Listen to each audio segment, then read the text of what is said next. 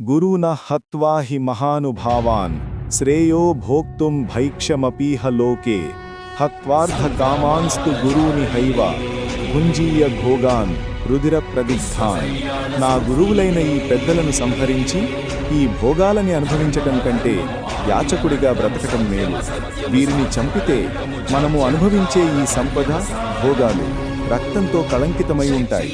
అర్జునుడు తన జీవనోపాధి కొనసాగించటం కోసం యుద్ధం చేసి రాజ్యాన్ని జయించాలని ఎవరైనా వాదించవచ్చు. కానీ ఇక్కడ అర్జునుడు ఆ వాదనని తిప్పికొడుతున్నాడు. భిక్షాటన చేసైనా జీవిస్తాను, కానీ ఈ నీచమైన నేరాన్ని మాత్రం చెయ్యను అని అంటున్నాడు.